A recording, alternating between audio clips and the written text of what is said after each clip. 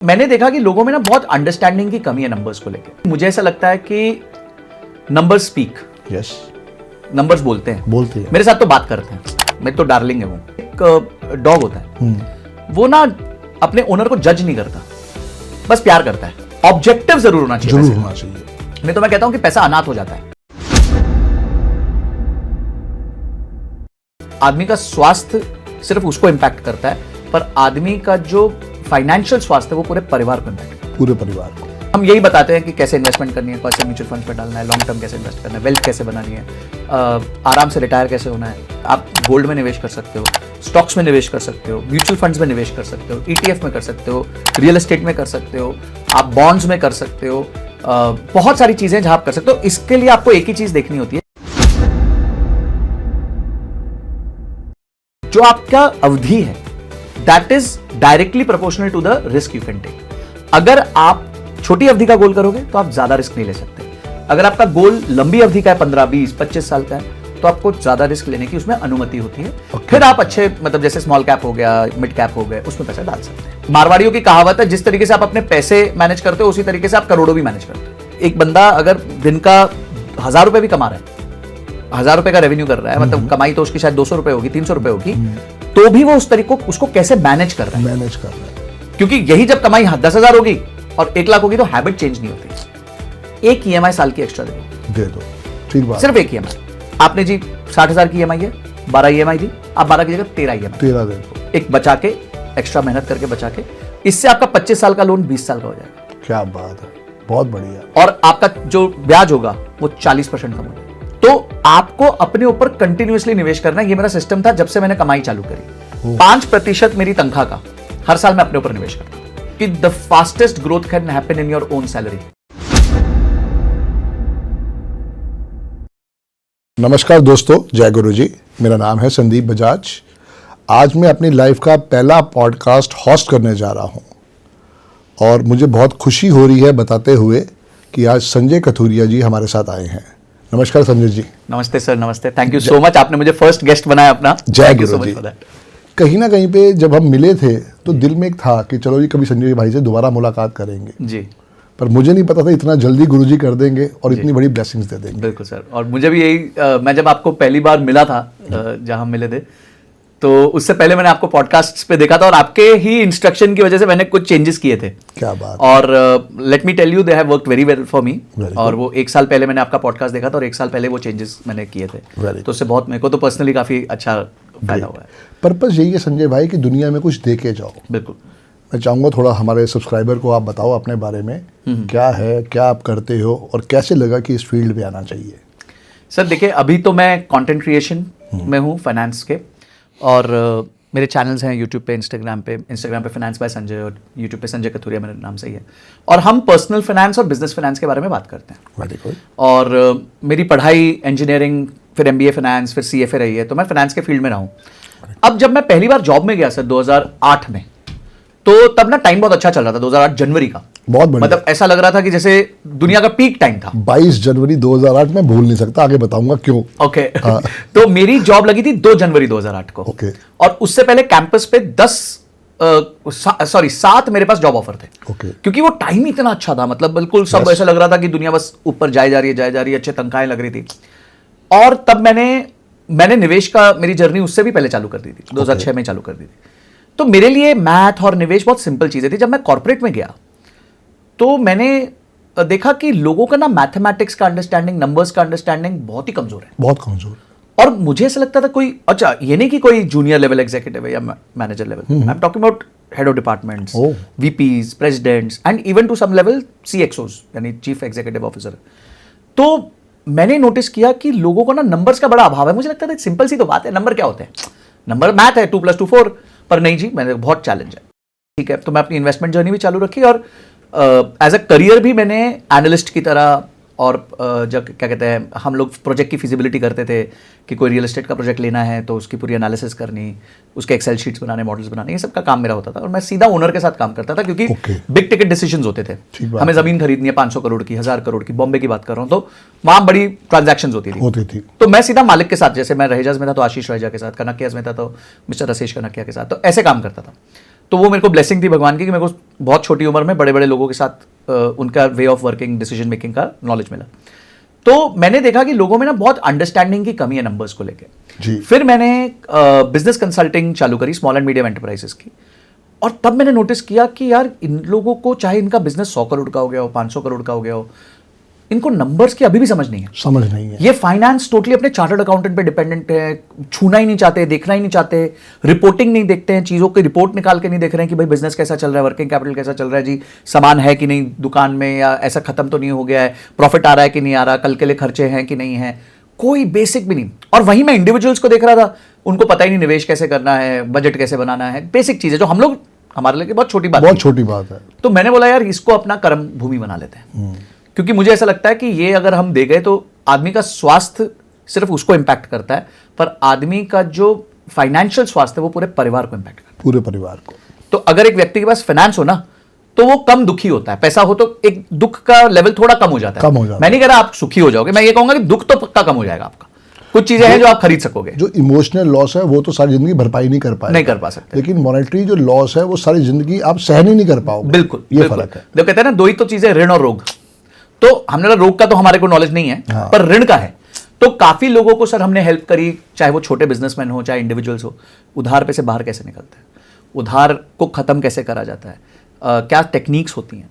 तो ये अब मैं एक व्यक्ति से मिला, उसने बताया मेरे पास वो ना हरियाणवी में वर्ड यूज होता है खसम, जैसे पति को खसम। हाँ, तो एक बिजनेसमैन था, वो मेरे पास आए, हरियाणवी थे और सिंपल से आचार्य थे, छोटा सा व्यापार कर रहे थे। बोले संजय जी मेरे बहुत खसम हो गए हैं। तो पहली बार तो मेरे को समझ ही नहीं आया बोल क्या रहे हैं, क्योंकि मेरे लिए वो लैंग्वेज नहीं थी। तो मैंने बोला सर मैं समझा नहीं। बोले नहीं, वो जो कहते हैं ना जी, मेरे को बहुत लोगों ने उधार देके रखा, खसम मतलब हस्बैंड होता है, तो मेरे बहुत खसम हो गए। तो मैं समझ गया कि वो किस उस पर बात कर रहे हैं कॉन्टेक्स्ट में। तो फिर वो डेट कंसोलिडेट करना, महंगे डेट को वापस करना पहले, तो उसके पूरे स्टेप्स हमने बताया। नहीं बस देन 1-1.5 साल के अंदर उसमें से बाहर आ गए। तो ऐसी बहुत सारी चीजें मेरे को लगा कि एक छोटा व्यापारी हो गया या इंडिविजुअल हो गया जिसको मैं मदद कर सकता हूँ, जिसकी वजह से मैं कंटेंट क्रिएशन में आया। गॉड हैज बीन काइंड, पिछले 1 साल में हमने करीबन 2 मिलियन की फैमिली बना ली है। इंस्टाग्राम पे करीबन 1.25 लाख हो गए, सॉरी 12.5 लाख हो गए, और यूट्यूब पे 6.5 लाख सब्सक्राइबर। बहुत बढ़िया। और हम यही बताते हैं कि कैसे इन्वेस्टमेंट करनी है, कैसे म्यूचुअल फंड्स में डालना है, लॉन्ग टर्म कैसे इन्वेस्ट करना है, वेल्थ कैसे बनानी है, आराम से रिटायर कैसे होना है। तो यही सारी चीज़ें मैं बताता हूँ। बहुत बढ़िया। तो लाइफ के अंदर क्या आपको समझ में आया, क्या चीज़ बढ़िया रहने वाली है? फाइनेंस से ही जुड़े रहना चाहिए या कुछ और भी साथ में लाइफ में करना चाहिए? सर देखिए, मुझे ऐसा लगता है कि नंबर्स स्पीक। यस, नंबर्स बोलते हैं। मेरे साथ तो बात करते हैं, मेरे तो डार्लिंग है वो, मतलब जैसे कहते हैं ना, तो मेरे साथ तो बहुत कॉन्वर्सेशन होती है नंबर्स की। बिकॉज नंबर्स ना आपको सबसे बड़ी बात, जैसे ना कि आप कहते हो ना, जैसे एक डॉग होता है, वो ना अपने ओनर को जज नहीं करता, बस प्यार करता है। उसको ये नहीं है मेरा ओनर दारू पी रहा है, मेरा ओनर बहुत अच्छा है, खराब है, कोई भी वो कैरेक्टर जजिंग नहीं करता। उसको बहुत अथाह प्रेम होता है अपने ओनर से। इसी तरह नंबर्स ना आपसे झूठ नहीं बोलते, अंधा प्यार। हाँ, नंबर्स ना झूठ नहीं बोलते, कभी भी आपसे नंबर्स झूठ नहीं बोलेंगे। हम कहते हैं बेटा झूठ बोलता है, डेटा झूठ नहीं बोलता। तो नंबर्स जो है वो हमेशा आपसे सच बताते हैं, चाहे वो कड़वा हो चाहे कड़वा ना हो, अच्छा हो, बट वो आपको सच बताएंगे। लोग अपने आप को झांसे देते रहते हैं, बट नंबर्स कभी किसी को झांसा नहीं देता। तो मेरे को नंबर्स की ट्रूथफुलनेस से बड़ा प्रेम है कि वो बिल्कुल सही बात बताते हैं। आपके बैंक अकाउंट में कम पैसे तो कम ही है, अगर ज्यादा है तो ज्यादा है, ठीक है। तो आपको झूठ नहीं मिलेगा कभी नंबर्स में। तो आई थिंक वो बहुत इंपॉर्टेंट। बट हर काम को एक पॉजिटिव ऑब्जेक्टिव से लिंक करना बहुत जरूरी है। जैसे मैं अपनी क्लास में कहता हूं कि भाई नंबर को ना एक कोई भी इनकम को एक गोल दो। मतलब फॉर एग्जाम्पल आप बताओ कि ये इनकम मैं इसलिए कमा रहा हूं ताकि मैं बच्चों की फीस भर सकूं, तो आपने एक पॉजिटिव ऑब्जेक्टिव दे दिया पैसे को, ठीक है। ये मैं कर सकूं ताकि मैं कोई डोनेशन कर सकूं, ये मैं कर सकूं ताकि मैं कोई वेलफेयर कर लूं, या परिवार का स्तर ऊपर कर लूं, या वेकेशन के लिए चला जाऊं। चाहे वो मटीरियल ऑब्जेक्टिव हो या स्पिरिचुअल ऑब्जेक्टिव हो, ऑब्जेक्टिव जरूर होना चाहिए। नहीं तो मैं कहता हूं कि पैसा अनाथ हो जाता है, वो फिर दर बदर भटकता है और फिर वो गलत कामों में जाता है कि भाई बेटिंग कर ली, या बिकॉज उसके पास कोई ऑब्जेक्टिव नहीं है ना, तो उसको आदमी लगता है कुछ भी कर लो, कुछ भी कर लो, है तो कागज का टुकड़ा। तो इस तरीके से मुझे लगता है कि लाइफ में जो आपने क्वेश्चन पूछा, एक पॉजिटिव ऑब्जेक्टिव टू मनी होना बहुत जरूरी है, नहीं तो लाइफ थोड़ी तितर बितर हो जाती है। बिल्कुल, क्योंकि सारी बात ये है कि करना तो खुद को ही पड़ेगा जी। आपने अगर पहले अच्छे ढंग से अपने पास संभाल लिया तो पैसा आगे आपको रिटर्न भी अच्छी दे सकता है। बिल्कुल। और यही आपने बिगाड़ दिया तो लाइफ में कहीं ना कहीं पे हर्डल्स बहुत बड़ी हो सकती हैं। बिल्कुल। तो इसके अलावा अगर कोई और भी इन्वेस्टमेंट करनी हो तो कहाँ पे करनी चाहिए? से देखिए, इन्वेस्टमेंट जैसे हमने कहा कि आपका पैसा गोल बेस्ड होना चाहिए, वैसे इन्वेस्टमेंट भी गोल बेस्ड होनी चाहिए। अच्छा। फॉर एग्जाम्पल, आप कोई निवेश करते हैं, आपको लगता है कि मेरे को 5 साल बाद घर खरीदना है जी, तो उसके लिए आज से आप प्लानिंग बनाएं। इसमें क्या होता है, जैसे आपका लॉ ऑफ अट्रैक्शन मैनिफेस्टेशन भी काम करता है। बहुत कि जबरदस्त। आपने बोला 5 साल बाद मुझे घर बनाना है, तो अब आपने मैनिफेस्ट कर लिया, ठीक है, मैं 5 साल बाद मुझे घर बनाना, आपने अपने सपनों के घर की फोटो लगा दी, लोकेशन फाइनल कर ली, वो मन में जो बातें होती है आपने पूरी कर ली, और आपने तय कर लिया ये 1.5 करोड़ का घर है फॉर एग्जाम्पल, और मुझे 40 लाख रुपए मेरे जेब से डालने हैं। तो अब मेरे पास 5 साल है 40 लाख रुपए इकट्ठे करने के। तो मैं अब कैसे करूंगा, मेरे को कितनी कमाई करनी है, उस पैसे को कहां निवेश करना है, और किस तरीके से वो पैसा ग्रो होगा ताकि मैं उस दिन तक 40 लाख रुपए इकट्ठे कर सकूं, और 1 करोड़ का मैं उधार ले लूंगा, मेरे पे जो भी किस्त आएगी 70-80 हजार की मैं दे दूंगा। तो आपने एक प्लान बना लिया, तो आपने मैनिफेस्ट कर लिया, आपने प्लान बना लिया, और उसके हिसाब से आपने निवेश कर दिया। अब निवेश आप किसी बहुत सारे विकल्प है, आप गोल्ड में निवेश कर सकते हो, स्टॉक्स में निवेश कर सकते हो, म्यूचुअल फंड्स में निवेश कर सकते हो, ETF में कर सकते हो, रियल एस्टेट में कर सकते हो, आप बॉन्ड्स में कर सकते हो, बहुत सारी चीजें जहां आप कर सकते हो। इसके लिए आपको एक ही चीज देखनी होती है कि आपका रिस्क रिटर्न क्या है। ओके, ठीक है। अब जैसे हम हमेशा कहते हैं, मुझे ऐसा लगता है कि हमारी फाइनेंशियल प्लानिंग ना हमारे पेरेंट्स से बहुत खराब है। हमारे पेरेंट्स कैसे होते थे, जैसे कोई बच्चा पैदा हुआ, खासकर लड़की जैसे पैदा हुई, पुरानी बात कर रहा हूं, कि भाई ये पैदा हुई है, अभी 25 साल के बाद इनकी शादी होगी, तो आज ही एक प्लॉट ले लो। ठीक बात है कि भाई 25 साल तक वो चलेगा, 25 साल में वो मेरे को आज का प्लॉट जो है 25 साल में बहुत अच्छा हो जाएगा, तो मैं उस दिन बेच के अपनी डॉटर की मैरिज कर लूंगा और अच्छे से उसको मतलब घर से विदा कर सकता हूं। या फिर वो कहेंगे चलो आज अच्छा पैसा नहीं है, तो एक काम करते हैं जी, हर महीने हम 5 ग्राम सोना खरीदेंगे, तो वो SIP हो गई। यस, कि आपने हर महीने गए 5 ग्राम की आपने सोना खरीद लिया। अब 25 साल में सोना बहुत अच्छा रिटर्न्स दे देता है, तो आपके पास पहले दिन से सोना अक्यूमुलेट हो गया, क्या कि आप अपनी डॉटर की मैरिज पे लगा देते हो। तो ये ना गोल था कि बच्ची की शादी करनी है 25 साल बाद, तो ये गोल प्लानिंग हो गई। या तो आपने प्लॉट ले लिया क्योंकि प्लॉट के भाव बढ़ जाएंगे, या फिर आपने गोल्ड ले लिया था कि उस दिन ज्वेलरी के काम आ जाएगा, आप गोल्ड दे दोगे और ज्वेलरी ले लोगे उस दिन। बिल्कुल। तो ये होती है गोल बेस्ड प्लानिंग। अब रिस्क और रिटर्न जो है वो डिपेंड करता है आपका गोल कितना लंबा है। ठीक है। तो आप कहते हैं जी मुझे 3 साल में गाड़ी चाहिए, तो ये ना बड़ा छोटी अवधि का गोल है, मतलब बहुत छोटा ड्यूरेशन है। इसमें आप इक्विटी मार्केट्स में, स्टॉक्स में, म्यूचुअल फंड्स में आपको नहीं जाना चाहिए। ओके, आपको जाना चाहिए म्यूचुअल फंड, स्टॉक्स, इक्विटी में जब आपका गोल 5 साल या उससे ज्यादा बड़ा हो। Very good. तो अगर आप 2, 3, 4, 5 साल के गोल्स पे हैं, तो आपको डेट इंस्ट्रूमेंट्स हो गया, गोल्ड हो गया, जहां पे आपका पैसा कम नहीं होगा। Okay. अब फॉर एग्जांपल मैं उदाहरण लेता हूं, अभी 2024 सितंबर में मार्केट एकदम अपने हाई लेवल पे थी। ठीक। अब किसी ने सोचा जी मैं ना 3 साल के अंदर मुझे गाड़ी चाहिए, तो मैं एक काम करता हूं, मैं ना स्मॉल कैप म्यूचुअल फंड में डालता हूं। स्मॉल कैप म्यूचुअल फंड ने पिछले 4 साल में बहुत अच्छे रिटर्न दिए, साल का 30% का रिटर्न दिया। ओके, ठीक है जी, डाल दिया।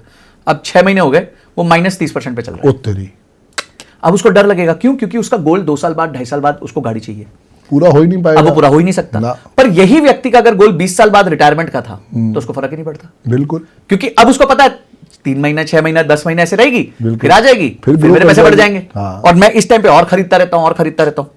तो जो आपका अवधि है that is directly proportional to the risk you can take.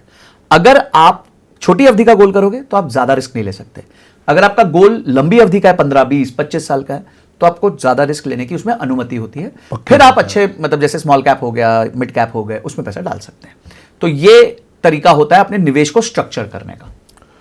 Sanjay भाई, किस एज से हमें इन्वेस्टमेंट स्टार्ट करना चाहिए? क्योंकि होता क्या है कि हमें पता ही नहीं है। हम कहते हैं 18 साल के हो गए, चलो अब कॉलेज कर लेते हैं, जो हमें पॉकेट मनी मिला क्या हमें उसको सेव करना चाहिए, नहीं करना चाहिए, या उसको हमें खर्च ही कर देना चाहिए, क्योंकि आगे सोच लेंगे क्या होना क्या नहीं होना। तो क्या राइट एज होनी चाहिए इन्वेस्टमेंट करने के लिए?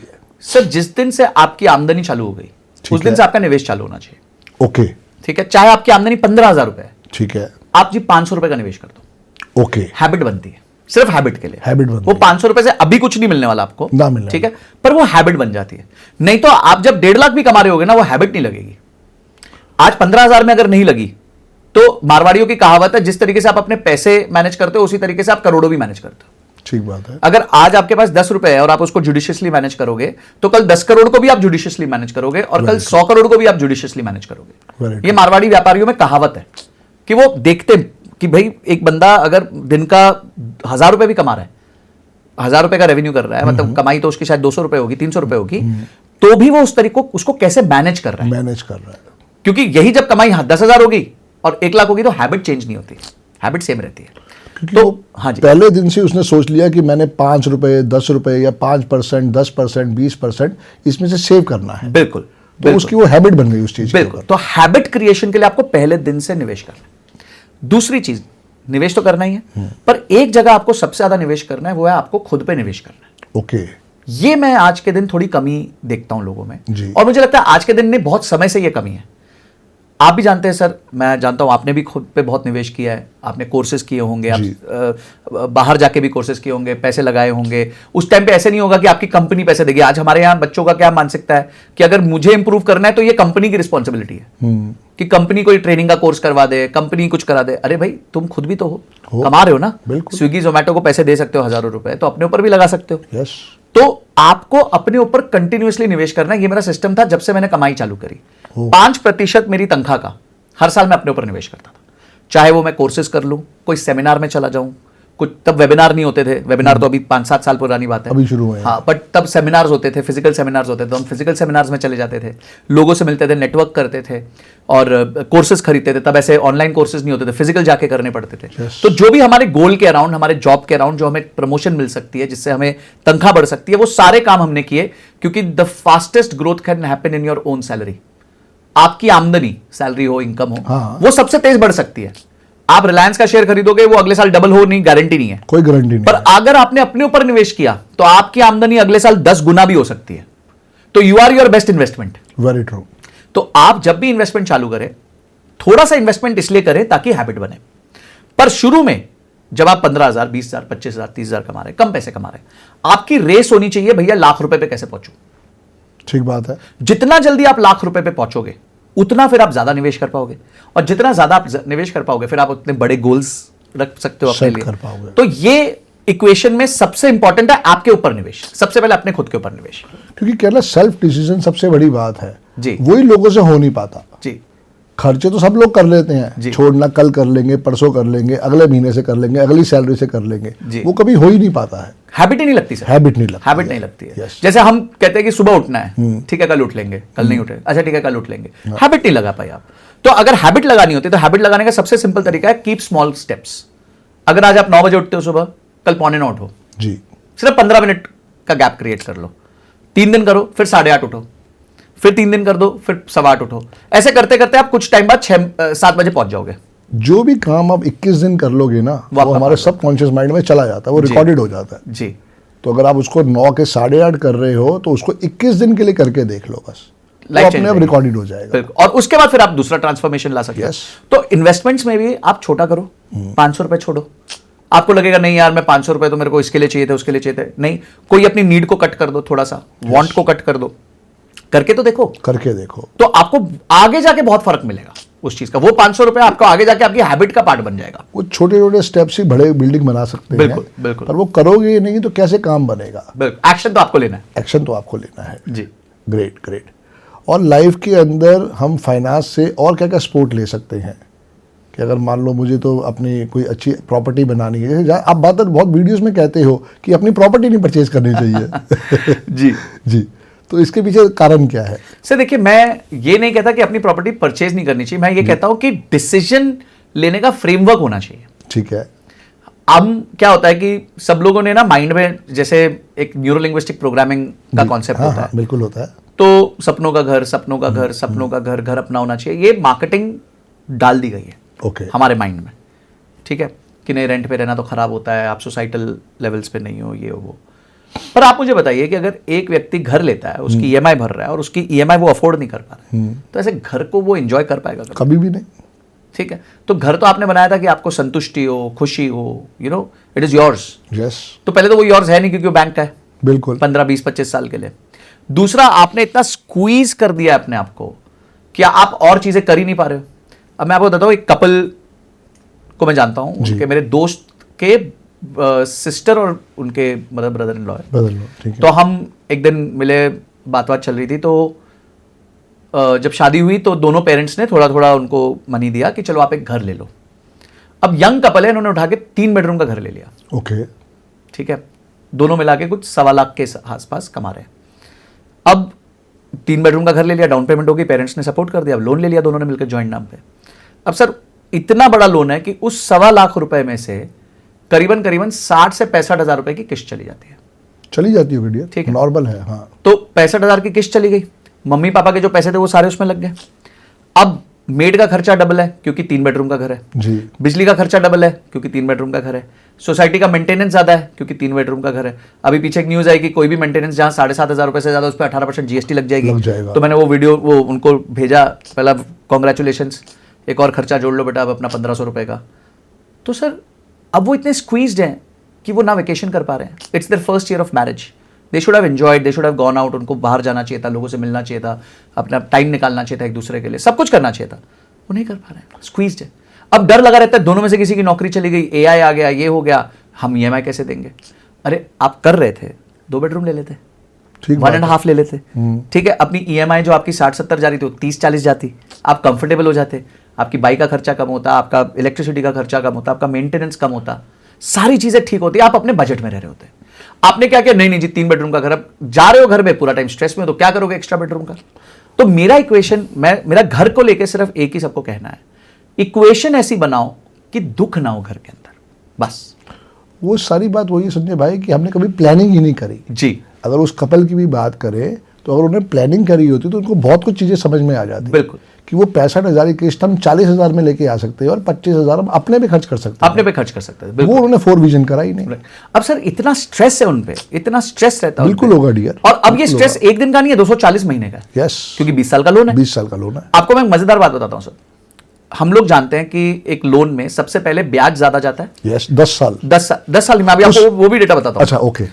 25 साल का अगर लोन है, 12.5 साल नहीं, अच्छा, तो उसमें कुछ समय तक ब्याज ज्यादा जाएगा और फिर उसके बाद रिपेमेंट ज्यादा जाएगा। प्रिंसिपल। आपको पता है कितने साल बाद ये इक्वल होते हैं, फिर प्रिंसिपल ज्यादा जाता है? 17 साल बाद। ओ तेरी। तो पहले 17 साल आपका ब्याज ज्यादा जाता है, उसके बाद आपका प्रिंसिपल रिपेमेंट ज्यादा जाता है, यानी 70% समय आप ज्यादा ब्याज दे रहे हो। ज्यादा ब्याज दे रहे हो। अब इसको भी किल करने का एक तरीका है, सिंपल है, एक ईएमआई साल की एक्स्ट्रा दे दो, ठीक बात। सिर्फ एक ईएमआई। आपने जी 60,000 की ईएमआई है, 12 ईएमआई दी, आप 12 की जगह 13 ईएमआई 13 दे दो, एक बचा के, एक्स्ट्रा मेहनत करके बचा के, इससे आपका 25 साल का लोन 20 साल का हो जाएगा। क्या बात है, बहुत बढ़िया। और आपका जो ब्याज होगा वो 40% कम हो जाएगा। वाओ। अगर 100 का ब्याज लग रहा था तो करीबन 60-65 के बीच का ब्याज लगेगा। अब सर ये छोटी सी चीज है, कोई नहीं कर सकता क्या? बिल्कुल कर सकता है, बिल्कुल कर सकता है कि 12 किस्तें आपने जोड़ी, उसकी जगह 13 कर दो। पहले साल मत करो, दूसरे साल साल से चालू कर लो, और क्या, तीसरे साल 2 कर दो, 2 कर दो, चौथे साल तक 3 ले जाओ, तो आपका तो बहुत ही जल्दी नोट बहुत ही हो जाएगा। पर नहीं जी, वो क्या करेंगे, वो जैसे जैसे लोन कम होगा उसके अगेंस्ट स्लैब ले लेंगे। यस। अरे यही जिंदगी गलती भर हम कर्ज कर नहीं रहे हैं। निकालोगे, फिर खुश कब होगे, फ्री कब होगे? क्योंकि कर्ज तो कर्ज है भाई, वो 26 जनवरी को भी काम करता है, वो 15 अगस्त को भी काम करता है, वो होली, दिवाली, ईद, सब जगह काम करता है, रात को भी काम करता है जब आप सो रहे होते हो। तो वो तो काम कर रहा है, आप नहीं कर रहे ना, तो आपको उसके लिए काम करना पड़ रहा है। बिल्कुल बिल्कुल। तो ठीक ये बात है। सारी चीजों को मद्देनजर मैं घर के लिए हमेशा कहता हूं कि इतना उतना घर लो जिसमें आपका डाउन पेमेंट करने से आपका बैंक अकाउंट खाली ना हो। जी। दूसरा, आपकी किस्त आपकी कमाई का 40% से ऊपर ना हो।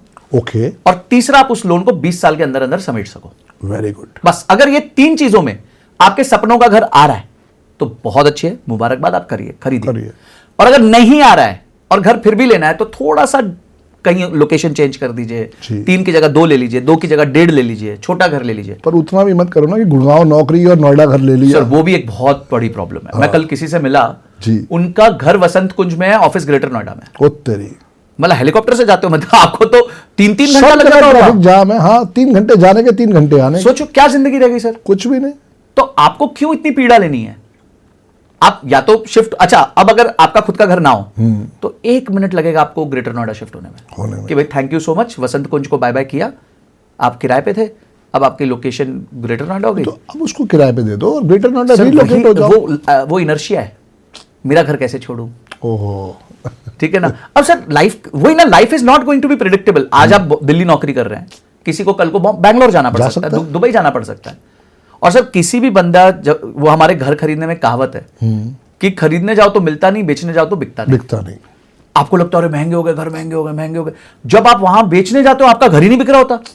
बोले यार खरीदने जा रहे तो महंगे थे, अभी तो बिक रहा नहीं है। तुम बोल रहे थे 1 करोड़ में बिकेगा, ये तो 90 लाख में भी ऑफर नहीं आ रहे। सर असलियत नहीं पता चलती बिकॉज मार्केट ट्रांसपेरेंट नहीं है जी। स्टॉक मार्केट बड़ी ट्रांसपेरेंट है। ओके। आपका रिलायंस का शेयर 1200 रुपए का तो दिखेगा 1200 रुपए का। आप काउंटर पे जाओगे, वहां पे ऑर्डर प्लेस करोगे आपको 1200 रुपए में मिल जाएगा, अगले सेकंड से ये भी पता चल जाएगा प्रॉफिट में हो कि लॉस में हो। ठीक बात है। यहां तो पता ही नहीं आपको। ऊपर से ट्रांजैक्शन कॉस्ट बहुत ज्यादा है, स्टैम्प ड्यूटी 6-7% है, अंडर कंस्ट्रक्शन पे जीएसटी 5% है, आप 11-12% तो पहले सरकार को पकड़ा रहे हो। तो इसीलिए ये सारे कारणों वश मैं थोड़ा सा लोगों को कहता हूं कि सोच समझ के डिसीजन लो। ठीक बात है, हमारा काम ही यही है दुनिया को एजुकेट करना जी, क्योंकि लाइफ के अंदर जो आपने सीखा है और पर्पस यही है कि वो बांट के जाओ। बिल्कुल। आज अगर हमने किसी चीज की कोई शिक्षा ग्रहण करी है और हमारा एक्सपीरियंस उसके ऊपर है तो उसको जरूर बांट के जाना चाहिए। बिल्कुल सर, जैसे आप करते हैं, मतलब मैं तो आपको एज ए सेट कि शायद बहुत पहले से फॉलो कर रहा हूँ। जी जी। तो आप भी एक चीज बता रहे कि भाई ये बेसिक चीज सीख लो, न्यूमरोलॉजी है हो गई तो ये सीख लो, इतने से आपको जो है कुछ अच्छे डिसीजंस अपनी लाइफ में आप ले पाओगे, कहीं एक्चुअली गलत डिसीजंस नहीं ले बैठोगे। क्योंकि लाइफ के अंदर क्या है, हर चीज का कहीं ना कहीं स्पोर्ट आपको दिखाई देगा। बिल्कुल। अगर आप नंबरों की परिभाषा समझो, आप भी नंबरों के मास्टर हो, मैं भी कोशिश कर रहा हूँ कि नंबरों का मास्टर बने, तो उसके अंदर डेट ऑफ बर्थ का स्पोर्ट बहुत बड़ा है। बिल्कुल। और जिसको वो समझ में आ जाएगा उससे सोल्यूशन ले लेगा। बिल्कुल बिल्कुल। ग्रेट। बिल्कुल सर। ग्रेट। तो लाइफ के अंदर आप इसके अलावा बताओ और क्या करते हो? ये तो आपकी सारी वो हो गई, अब थोड़ा बच्चों को और ही बताओ आप इसके अलावा और क्या करते हो? नहीं सर, आप अपनी लाइफ को एंजॉय करने के लिए क्या करते हो? मेरा तो सर काम ही एंजॉयमेंट मेरे को बहुत पसंद है। मैं तो काम तो हो ही बाय गया। हार्ट कंटेंट क्रिएटर हूँ। अच्छा। तो मेरे तो वो कहते हैं ना, हम भागते भी हैं तो पसीना नहीं कंटेंट निकलता है, तो वैसा हाल है। तो काफी कंटेंट क्रिएशन पे फोकस रहता है। Very good. कोचिंग पे रहता है, कंसल्टिंग पे रहता है, हम काफी लोगों को कंसल्ट भी करते हैं। Very good. तो छोटे व्यापारी होते हैं, और मुझे ऐसा लगता है हमारा जो कंसल्टिंग है ना, वो लोगों की लाइफ में बहुत क्लियर मेजरेबल इंपैक्ट ले आता है। अगर मैंने किसी का फाइनेंस ठीक कर दिया तो उसको पता चल जाता है यार मेरी जिंदगी ठीक हो गई है। ठीक हो गई है। ठीक है, या फिर मैं अब अच्छे से इन्वेस्टमेंट कर पा रहा हूं, नहीं कर पा रहा हूं, मैं कंफर्टेबल हो गया हूं। तो छोटी छोटी चीजें जब हम लोगों की लाइफ में ये करेक्ट कर देते हैं तो आई थिंक उससे हमें मेजरेबल इंपैक्ट मिलता है। और वो मेजरेबल इंपैक्ट वो शब्दों में भी बताते हैं जी, और नंबर्स में भी आ जाता है, क्योंकि नंबर्स जैसा सेट झूठ नहीं बोलते वो दिल से सिर्फ फॉलो करे बस। Yes. अगर वो फॉलो ही नहीं करेंगे, सिर्फ राय ले जाएंगे तो कोई फायदा नहीं। बिल्कुल बिल्कुल। सेम इन ये तो माय सर पूरे केस। भारत का केस है कि मतलब मैं देखता हूं, इसमें भी मैं फील करता हूं कि लोगों को ना फॉलो करना बहुत मुश्किल है, उनको हर जगह से सुनना है। मैं ये कहूंगा आप 100 गुरु मत बनाओ, एक बनाओ। ठीक बात है, पर उसकी पूरी बात मानो, पूरी बात मानो, एंड टू एंड। पहले चुन लो, 4 लोगों को देख लो, कोई चक्कर नहीं है। पर अगर आपने चुन लिया जी कि संदीप सर को मैं फॉलो कर रहा हूं न्यूमरोलॉजी में, ठीक है, तो then surrender, inquire and act. Simple. Arvind Sood sir एक बात बोलते थे, इश्क करो तो पूरा करो वरना मत करो। सही कह रहे हैं, सही कह तो रहे हैं। यही पूरी चीज है। बिल्कुल आप 4 को देखो, 40 को देखो, पर जिसको करो फिर दिल से उसके ऊपर विश्वास करो। बिल्कुल। फिर वो नहीं है कि भाई साहब आज ये कल वो परसों दूसरा आ गया। मैं ये बात कहता हूं कि आजकल बम्बल टिंडर का जमाना है जी। कि सुबह किसी को डेट करके आए तो शाम को फिर से बम्बल खोल लिया है, टिंडर खोल लिया, बोला लेफ्ट स्वाइप राइट स्वाइप। अगर आप ये करते रहोगे तो आप फिर हमेशा दुखी रहोगे। बिल्कुल। आपको लगता है कि देखिए यूट्यूब में, इंस्टाग्राम में आज बहुत एडवाइजर्स हैं, बहुत हैं, बहुत और मैं कहूँ बहुत अच्छे लोग भी हैं। अच्छे लोग हैं। आप सबको देखो, जिसकी बात आपको रेजोनेट होती है उसके साथ जब आप जुड़ जाते हो, फिर दूसरों को मत देखो। बस ये मेरी सबको राय होती है। ग्रेट सर कुछ सवाल मैं पूछना चाहूंगा। My pleasure. हाँ, क्योंकि मैं आपको बहुत टाइम से फॉलो कर रहा था। जी। तो सर देखिए, न्यूमरोलॉजी, मैं भी नंबर्स वाला हूं, numerology is also all about numbers, तो मेरे को कॉन्सेप्ट समझ आ गया। पर कॉन्सेप्ट के साथ साथ इंपैक्ट इसका क्या होता है, ये मैं आपसे समझना चाहूंगा। ठीक बात है। कोई भी एक प्रोडक्ट नेम जो है वो बहुत बड़ा वरदान हो सकता है या श्राप हो सकता है। ओके। 6 दिन पहले या 5 दिन पहले कंपनी अभी बैंकरप्ट हुई है या उसको सेबी ने बंद कर दिया। हाँ। उसने भी बड़े दिल से कंपनी खोली, बिल्कुल, बहुत सालों से काम किया। बहुत सालों से काम किया। इसलिए तो नहीं खोली थी कि एक दिन बैंकरप्ट हो जाऊंगा या मैं गलती करके खा जाऊंगा और वहां से प्रॉब्लम आ जाएगी। बिल्कुल सही कह रहे हैं। ब्लू स्मार्ट 25 के 7 पे आता है। अच्छा। फ्लॉप होनी थी फ्रॉम द फर्स्ट डे। वाह। नोकिया 16 के 7 पे आता है। कहाँ है आज? कोडक कहाँ है? 16 का 7। सो नंबरों का इम्पैक्ट बहुत जबरदस्त है। और उसके अंदर भी 3 नंबर मेन है, नंबर 1, नंबर 5 एंड नंबर 6। इन्हीं तीनों से हम सारा आशीर्वाद लेते हैं। Tata comes to number 1। अच्छा। Yes, TA Tata comes to number 1। Maruti की सबसे ज़्यादा बिकने वाली गाड़ी आल्टो 15 के 6 पे आती है। ओके। इंडिका 19 के 1 पे आती थी। वही नैनो फेल हो जाती है क्योंकि वो 9 पे आती थी। ओके। तो ये बहुत बड़ा प्रभाव है नंबरों का। कहते हैं संजय भाई, राम से बड़ा राम का नाम। जी। तो वो प्रोडक्ट को कैसे हम इतना सुपर प्रॉबल बनाए, वो तभी हो पाएगा जब हम उसके साथ उसकी वर्किंग प्रॉपर करके देखेंगे। यहीं पे सारा रोल आता है न्यूमरोलॉजी का, क्योंकि आपने जब कंपनी फॉर्म करी है तो उसकी भी एक डेट थी और आपकी भी एक डेट है। अब अगर उसके नेम के स्पेलिंग अच्छे नहीं होंगे तो ये श्योर शॉट है, एक दिन वो शिप डूबेगा ही डूबेगा, टाइटैनिक की तरह। वो मेन चीज आ जाएगी। और वो कोई पर्टिकुलर ईयर में आके, क्योंकि वो शायद नंबर्स का मैच ऐसे होता होगा, या जब तक वो चला, जैसे लेमैन ब्रदर्स था, हाँ, कितना बैंक भागा, हाँ। 108 साल के बाद वो बैंकरप्ट हो गया, उसका टोटल जो आता था वो 8 पे आता था।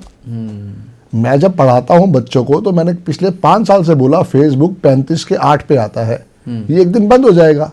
शायद उसने मेरी बात सुन ली, समझ ली, उसने मेटा कर लिया। मेटा कर लिया। Yes. जी। तो बहुत बड़ा प्रभाव है। किंगफिशर वॉज नंबर 8, आज भी अल्कोहल में तो बिक रहा है, बाटा इज नंबर 8, पर उसने शिप के अंदर, उसने प्लेन के अंदर उसको बंद करना पड़ गया। तो ये सारी बात है, आपके नाम की भी एक वाइब्रेशन है। आप बड़े प्यार से अपनी कंपनी खोलते हो तो उसको जरूर पहले एक बार चेक करवाओ किसी अच्छे न्यूमरोलॉजिस्ट से, कि जो भी कंपनी आप खोलने जा रहे हो उसके अंदर से वो क्या ब्लेसिंग्स आ रही है। ऐसा तो नहीं 6 महीने काम करके वो डूब जाए, क्या फायदा होगा उस चीज का। बच्चा देखिए, आम आदमी के लिए इट कुड बी कि उसको पता ही नहीं होगा इतनी सारी चीजें न्यूमरोलॉजी को लेके जी, और उसको पता ही नहीं है प्रभाव होता है, और अगर समझो वो मान भी ले जी, तो ये सब सीखने में हो सकता है बहुत टाइम लग जाए, सालों लग जाए कि यार मैं कौन सा नंबर ठीक रहेगा, कौन सा नहीं रहेगा, क्या केस स्टडी बहुत है। आसान है संजय भाई, सिर्फ 1 महीने का ही कोर्स है। या तो कंसल्टेशन ले ले या कोर्स कर ले। सिर्फ मेरा कोर्स जो है वो 23 दिन का होता है। अच्छा, सैटरडे संडे छुट्टी होती है, पूरा टोटल मिला के 30 दिन में कोर्स खत्म हो जाता है, और कोई इतना भयंकर चीज नहीं है। Astrology is mother of all sciences. जी। जो न्यूमरोलॉजी है सिर्फ उसका एक चैप्टर है, जो कि अपने आप में कंप्लीट साइंस है। अगर आप लेना चाहो तो उससे प्रॉपर आशीर्वाद दे सकते हो। आपकी डेट ऑफ बर्थ क्या है? 12 अगस्त 1984। 12 से आपका ड्राइवर आया 3, 12 प्लस अगस्त हो गया 12/20 1984। हाँ। तो आपका कंडक्टर हो गया 6। जी। तो ये दोनों आपस में सबसे बड़े दुश्मन है, ओह। Driver 3, conductor 6। बट अच्छी बात ये है संजय भाई कि वर्ल्ड के जितने अमीर लोग आप देखोगे, जेफ बेजोस, वॉरेन बफेट, और भी ऐसे एग्जांपल हैं, दे आर ऑल 3-6। तो ये बहुत बड़ा आशीर्वाद है आपके लिए। और मजे की बात देखो, जिन लोगों के मैंने नाम लिए, और आप भी जो हो फाइनेंस लाइन में ही हो, तो वहीं से सारी ब्लेसिंग्स आ सकती है। तो मतलब ये 3 से, तो अगर एक व्यक्ति को ये सब कॉम्बिनेशन जाननी हो तो एक कोई छोटा मोटा एक लेट्स से मंथ का इन्वेस्टमेंट है कोर्स हाँ। का, अपना टाइम दे बस। और अच्छे से कोर्स समझ ले। There are only 81 combination. अच्छा, हाँ, Okay. 9 multiply by 9 is equal to 8। हाँ, 9 into 9 is 81, बस ठीक है। वही तो चीज समझनी है। और अगर हम एस्ट्रोलॉजी की बात करते हैं तो एस्ट्रोलॉजी में 2.25 लाख से ऊपर हाँ, कॉम्बिनेशन क्योंकि वहां 12 प्लैनेट्स हैं। यस, तो आप उसको आइडेंटिफाई नहीं कर पाओगे। 12 प्लैनेट्स है, 12 हाउसेज हैं, Yes. तो काफी परम्यूटेशन कॉम्बिनेशन बन बहुत जाती है। बहुत तो ज्यादा उसको स्टडी करना मुश्किल हो जाता है, मुश्किल उसमें हो टाइम जाता ज्यादा है। लगता है, मुश्किल हो इंटरेस्ट जाता ज्यादा चाहिए। Yes. पर ये थोड़ा handy, it's like a small manual. Small. आप इससे लेके अपने मोबाइल नंबर, अपनी गाड़ी का नंबर, अपना हाउस नंबर, अपने पहने हुए कपड़े, सब उसका स्पोर्ट आप ले सकते हो। है कि ये छोटी छोटी चीजें ही तो हैं। हमारी नेम के स्पेलिंग, हमारे सिग्नेचर, वहां से हमें स्पोर्ट पकड़ना है बस। अगर आप सर आपने मेरे को इंटरेस्ट करा दिया, मैं अब आ जाता हूँ आपका 1 मंथ का जरा अटेंड करने, क्योंकि नंबर्स की समझ तो मुझे ऐसा लगता है ठीक ठाक है मुझे। बिल्कुल है। तो बट मैं I can take more benefit of this. देखिए, कोई भी साइंस सर मुझे लगता है कि वैल्यूएबल तब होती है जब आपको उसको नॉलेज क्रिएट हो, क्योंकि बिना नॉलेज के फिर आप सिर्फ क्वेश्चन ही करते रह जाते हो। बिल्कुल। You are not able to understand the gravity of that science. कोई खोने के लिए कुछ नहीं है संजय भाई। You will not go below where you are. बस। तो आप उसको एक बार सीखो, आपको समझ में आएगा कि ये कितनी प्रूवन साइंस है। आप उसमें कैसे अपने लिए नेम के स्पेलिंग, अपनी कंपनी के नेम के स्पेलिंग, अपने किड के नेम के स्पेलिंग, अपनी वाइफ के नेम के स्पेलिंग, अपने जो भी साथ में रिलेटिव हैं उनके नेम के स्पेलिंग को आप सपोर्ट दे सकते हो। देखिए सर, हमने देखा जैसे काफी एक्टर एक्ट्रेसेस ने भी अपने नाम चेंज किए हैं। बहुत। कुछ एग्जाम्पल सर, जैसे किन्होंने? अक्षय कुमार, तमन्ना भाटिया, काजोल, मनोज कुमार, दिलीप आई कुमार, थिंक करीना कपूर ने भी किया था। करीना कपूर भी, हमारा ये इरफान खान भी था, राजकुमार राव। तो ऐसे अनगिनत लोग हैं, क्योंकि उनका बिलीव है कि वो वहां पे रिजल्ट। एंड देखिए, उनको आउटकम भी मिला। यस, उनके करियर्स इतने मतलब इतने, 7,000 अक्षय कुमार के तो हिस्टोरिकल करियर 7,000 की नौकरी करता था राजकुमार राव। आप देखो ना, उस लड़के ने कितनी मेहनत करी है, और फिर उसको रिजल्ट भी मिला उस चीज का। क्योंकि मैं बार बार ही कह रहा हूं, सबसे पहले देखो, हमारे इस अर्थ से जाने के बाद हमारी डेट ऑफ बर्थ कोई नहीं पूछेगा। याद आएगा तो हमारा इम्पैक्ट। यस, याद आएगा तो नेम के स्पेलिंग। भाई अभी सर आप मुझे बता रहे थे बिहाइंड द सीन की, जैसे वॉरेन बफेट सर की आपने बात करी, जी। तो फ्रैंकली स्पीकिंग आज मैंने रियलाइज किया कि आपसे बात करने के बाद मैंने पहली बार उनका जाके specific date of birth check किया। यस, नहीं तो आज तक ठीक है, उनका जब भी डेट होता होगा, मतलब 30 अगस्त का है उनका, तो 30 अगस्त पे कहीं ना कहीं हमने फोटो देख ली कि उनका बर्थडे, तो हम भी फोटो डाल देंगे या हम उनके कोई तरीके से उनको विश कर देंगे, उनको ईमेल लिख देंगे, पर कभी हमने सोचा नहीं इस डेट को याद किया जाए। पर हाँ, उनकी लर्निंग्स को तो मैं मतलब अपने मेरे कोर प्रिंसिपल्स की लर्न है वो लाइफ की, बिल्कुल। तो ये बड़ी आपने अच्छी बात बोली कि it is not that people will remember us with date of birth, yes, they will remember us with our impact, कि हमने क्या किया है। दूसरा क्या है कि वो आपके नाम को याद रखेंगे। अब चाहे वो, आप जैसे आज हम एक नाम लेते हैं कीरो, आपने बचपन में बहुत बुक्स पढ़ी होंगी, कभी भी आप ट्रेन जर्नी में गए होंगे तो वहां बुक मिल गई होगी, पढ़ ली होगी आपने। हालांकि कीरो को मरे हुए 150 साल से ऊपर हो गए, वो बेचारे ने बुक्स थोड़ी लिखी हैं, पर वो नाम अमर हो गया, ये फर्क है। और कीरो भी 23 के 5 पे ही आता है। वाह। और 5 इज एज दे से मनी का नंबर है वो। बिल्कुल, फाइनेंस का नंबर है, मनी का नंबर है, बहुत बड़ा ब्लेसिंग्स का नंबर है। तो जो भी चीज आप करो उसको दिल से करो और समझ के करो, रिजल्ट तो डेफिनेटली आना ही आना है। अच्छा, मेरे को नहीं आता जी, ना ही मेरे को सीखना है, ठीक है, ठीक है, दोनों हमने डिसाइड कर लिया, पक्की ना बात ही मुझे है। कंसल्टिंग लेनी है, ठीक है। मैं क्या चीजें अवॉइड करूं? ब्लैक और डार्क ब्लू अच्छा, सबके लिए नॉर्मल। वेडनेसडे एक ऐसा दिन है जो हर एक के लिए शुभ है। ओके, बुध, पुराने लोग क्या कहते थे, बुध काम शुद्ध। अच्छा, बस ये 3 चीजों को ही पकड़ लो, लाइफ चेंज हो जाएगी। ब्लैक नहीं पहनना ना, ब्लू नहीं पहनना ना, और जो अच्छा काम करना बुध को करना, बुध को कर लो, दैट्स इट। मतलब That's it. इतना ही कर ले एक बार, इतना ही कर ले।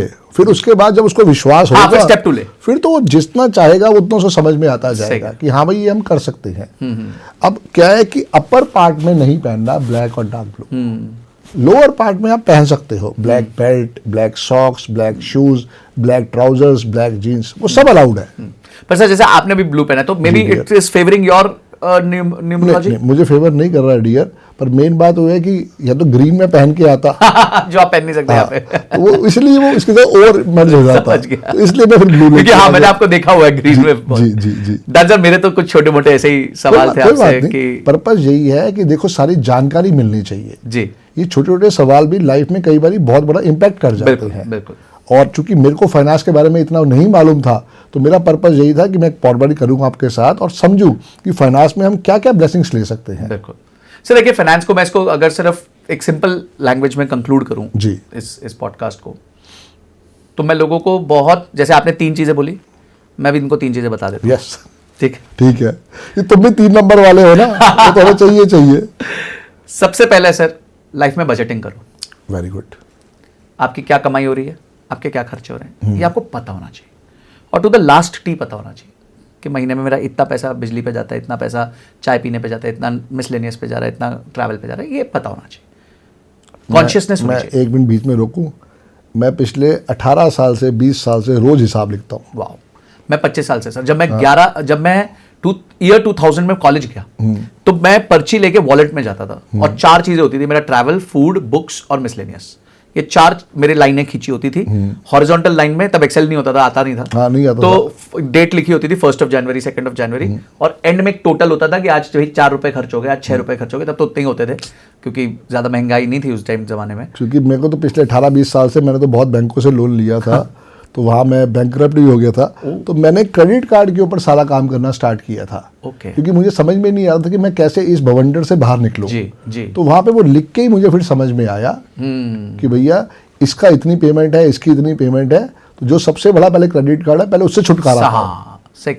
अब देखिए सर, सिर्फ आपने कंसोलिडेट किया ना अपनी सिचुएशन को, और कुछ नहीं किया, कुछ नहीं किया, और उतने से आपको राइट एक्शन मिल गया। तो पहला मैं सबको ये कहूंगा कि आप बजटिंग करो लाइफ में। जी। सेकंड है, अपने लिए इमरजेंसी फंड क्रिएट करो। ओके। मैं अभी, मेरे एक फ्रेंड है सर, 22 साल नौकरी करते हुए हो गए, जी, 3.5 लाख रुपए महीने की नौकरी, okay, which is very good. Very good. Job चली गई, 1 महीने बाद फोन आता है, पैसे नहीं है। मतलब ऐसे कैसे पैसे नहीं है तुम्हारे पास? तुम 22 साल से नौकरी कर रहे हो, 3.5 लाख रुपए महीना, पता ही नहीं कितने टाइम से कमा रहे हो, तुमने 20 लाख रुपए नहीं बचाए, 10 लाख नहीं बचाए? नहीं जी, नहीं बचाए। तो इमरजेंसी फंड क्रिएट करना बहुत जरूरी है, क्योंकि इमरजेंसी जो है लाइफ का रिस्क नंबर 1 है। जी। आप किसी की आमदनी खत्म हो जाए, कोविड में नहीं हुई क्या? बहुत लोग हुई। अगर जिसके पास उस टाइम इमरजेंसी फंड था तो एटलीस्ट उसको डर तो नहीं लगेगा कि चलो मैं निकाल लूंगा भाई 6 महीने। बिल्कुल। और 6 महीने के तो किस्सा ही नहीं था, 2 महीने में सब ठीक होने लग गया था। तो 6 महीने का आपके पास पहले दिन तो नहीं पता था ना कि पहले 6 महीने 6 महीने लग जाए, तो 6 महीने का खर्चा रखो अपने पास, हमेशा रखो, क्योंकि 6 महीने is enough to figure out anything.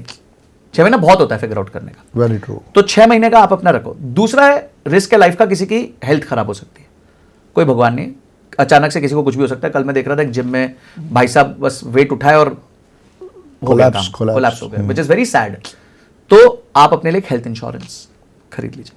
और तीसरा जैसे वो कोलैप्स हुआ, अब उनके जाने के बाद उनको तो इंपैक्ट नहीं, उनके परिवार को इंपैक्ट है। उन पे हो सकता है कोई उधार था, उनके बच्चों की पढ़ाई अभी चल रही होगी, कुछ हो रहा होगा, शादी बच्ची होंगी, अपनी वाइफ के लिए कोई इनकम नहीं होगी, तो एक लाइफ इंश्योरेंस। जब व्यक्ति इन 3 रिस्क को कवर कर लेता है, उसके बाद वो उसके डर खत्म हो जाते हैं जीवन के। तो मैं यही 3 चीजें, जैसे आपने 3 चीजें की, मैं भी 3 चीजें कहूंगा। बजटिंग करो, इमरजेंसी फंड क्रिएट करो और इंश्योरेंस खरीद लो, दोनों, हेल्थ और लाइफ। उसके बाद लाइफ में जो करना है, जैसे इन्वेस्टमेंट करनी है, प्लॉट लेना है, गोल्ड लेना है, सब कुछ करो, पर ये पहले जरूर कर लो।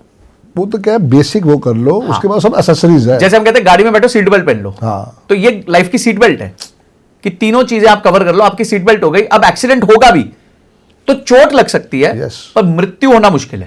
पर अगर आपने पहना ही नहीं, क्या कहते हैं, छोटे एक्सीडेंट से भी आप निकल लोगे, मतलब बहुत बुरा हाल हो सकता है। So these are my learnings. So आप सब लोगों का बहुत बहुत धन्यवाद ज्वाइन करने के लिए।